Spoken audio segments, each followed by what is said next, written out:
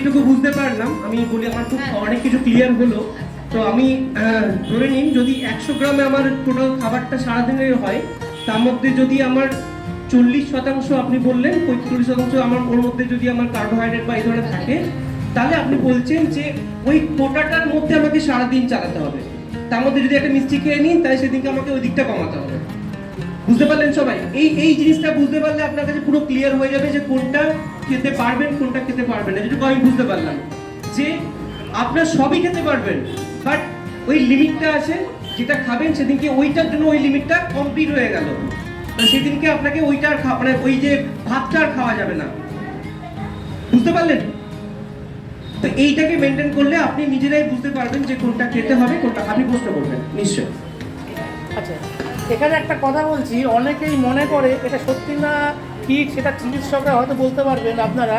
সেটা হচ্ছে যাদের ডায়াবেটিস থাকে তারা নাকি উচ্ছে, নিম পাতা, করলা, মানে তিতো জাতীয় জিনিস, চিরতার জল, এগুলো বেশি গেলে কি কম্পেনসেট করবে? এটাও খুব ভালো একটা প্রশ্ন।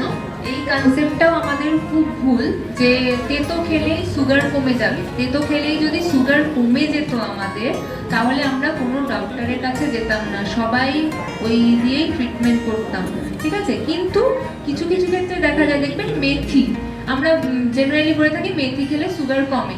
এটা কিন্তু রং কনসেপ্ট নয়, এটা একটা কনসেপ্টের মধ্যেই। কিন্তু আমি যদি সারাদিনে 25 গ্রাম, এর থেকে বেশি হয়তো কেউ আর মেথি খেতে পারবেন না আপনারা, ঠিক আছে? যদি 25 গ্রামই মেথি খাই, সেটা হয়তো আমার সুগার লেভেলকে 10% কমাতে পারবে, 100% নয়। তো তার জন্য আমাকে ওষুধের ওপর আর খাবারের ওপরেই বেস করতে হবে। তো সেই জন্য এই রং কনসেপ্টে থাকবেন না যে উচ্ছে, করলা এসব খেলে আমার সুগার কমে যায়, ঠিক আছে? শুধু মেথিটা কমাতে পারে, কিন্তু আমরা সেই লেভেলে মেথি খেতেও পারি না সারাদিনে, যার জন্য আমরা ওটাকে কনসেপ্টে ধরি না। তো আমাকে ওষুধ আর ডায়েট করতেই হবে। তো আশা করি আপনার উত্তর পেয়েছেন। আপনি প্রশ্ন করুন। স্ট্রোক রোগীকে কিভাবে খাওয়াবো? নিয়ম লোক স্ট্রোক হয়েছে, তাকে বড় ডাক্তার দেখিয়ে ঠিক করে নিয়েছি, কিন্তু বাড়িতে রাখবো, সেটা আমি একটু বলি। স্ট্রোকের মেন কারণই হচ্ছে ওনার একটা ব্লাড স্ট্রিম দিয়ে একটা ফ্যাটের কি বলবো প্লাগ ছুটে গেছে, তো যার জন্য ওনার স্ট্রোক হয়েছে। তো সেই মানে আমরা যদি একটা কলের পাইপ কনসিডার করি, তাহলে দেখবো যদি ওখান দিয়ে ইজিলি জল পাস করছিল, এবার কখন ওখানে কি হয়েছে, একটা এরকম গোল মতো জিনিস হট করে আটকে গেছে, তাহলে কি জলটা পুরোপুরি পাস করতে পারবে? পারবে না। তো সেই রকমই ওনার মানে স্ট্রোক এটাই হয় যে আমাদের ফ্যাটের লেয়ার যত বাড়তে থাকে ব্লাড স্ট্রিমে, মানে আমাদের যে ব্লাডের আর্টারিগুলো থাকে তার মধ্যে দিয়ে শিরা উপশিরাগুলো থাকে, তার মধ্যে দিয়ে ব্লাড পাস করছে।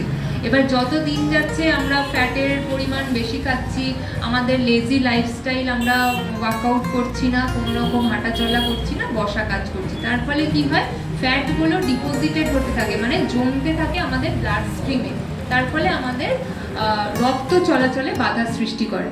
তো সেই জন্য আমাদের ফ্যাট খাবারকে রেস্ট্রিক্ট করা এই জন্যই দরকার। এটাকে আমরা অ্যাথেরোস্ক্লেরোসিস বলি। যদি ওটা আটকে যায় তাহলে আমাদের ব্লাড ঠিকমতো পাস হতে পারে না, এই কারণেই কিন্তু আমাদের প্রেশারও বেড়ে যায়। তো সেই জন্য ওনার ওই স্ট্রোকটা ওই জন্যই হয়েছিল। তো সেই জন্য আমি বলবো ওনার খাবারেও ফল সবজির পরিমাণ আপনি বাড়ান। আবারও একটাই কনসেপ্ট, ফল সবজি বাড়ান, ভাতের পরিমাণ কম রাখুন, আর দই, মাছ এই জিনিসগুলো বেশি করে দিন, আর স্যালাড পোর্শন বাড়িয়ে দিন। মাংসও খেতে পারবেন, কিন্তু মাটন একদম চলবে না। আর মাছ খেলে 1 কেজি ওজনের কম যে ওজনযুক্ত মাছগুলো, সেগুলো ছোট মাছ যেগুলোকে আমরা সোজা কথায় বলি, তো সেইগুলো ভালো করে খাবেন, ঠিক আছে? আর হ্যাঁ, অবশ্যই নুনের পরিমাণ কম রাখবেন খাবার। নুন আসছি আপনার কাছে, আমি আসছি।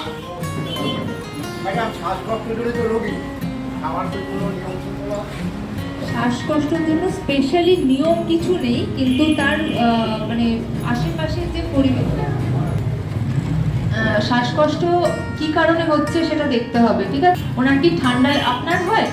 আচ্ছা, সেটা কি ঠান্ডা লাগার কারণে হচ্ছে? ঠান্ডা লাগার কারণে সেটা এখন হচ্ছে নাকি হয় ওনার? ঠান্ডাতেই বেশি হয়। আচ্ছা, তার মানে ওনার, আচ্ছা তাহলে শ্বাস প্রশ্বাস জনিত রোগ আছে ওনার, ঠিক আছে? সেটা আশেপাশের আমাদের ধুলো ময়লা বা পরিবেশের দূষণের থেকে হয়, সেই দূষণ থেকে ওনাকে দূরে থাকতে হবে। আর খাবারের ক্ষেত্রে যদি বলেন, ইমিউনিটি পাওয়ারটা বাড়াতে হবে যাতে ঠান্ডা ওনার না লাগে। আর ইমিউনিটি পাওয়ার বাড়ানোর জন্য আমাকে লেবু জাতীয় যে টক ফলগুলো হয় না, মোসাম্বি, কমলা লেবু, আপেল, নাশপাতি, এই টাইপের ফলগুলো ভালো করে খাওয়ান। আমাদের সবজি আর ফলে, আমি এতবার সবজি আর ফলে জোর দিচ্ছি কেন, সবজি আর ফল আমাদের ভিটামিন আর খনিজ লবণগুলো দেয়। আর ভিটামিন আর খনিজ লবণই একমাত্র জিনিস যেগুলো আমাদের শরীরে রোগ প্রতিরোধ ক্ষমতা গড়ে তোলে। তো যত রোগ প্রতিরোধ ক্ষমতা গড়ে উঠবে আমাদের, কোনো রোগই আমাদের ছুঁতে পারবে না। তো সেই জন্য সেই কনসেপ্ট থেকে আপনাকে ভেজিটেবলস আর ফ্রুটস খাওয়াতে বলছি বেশি করে, ঠিক আছে?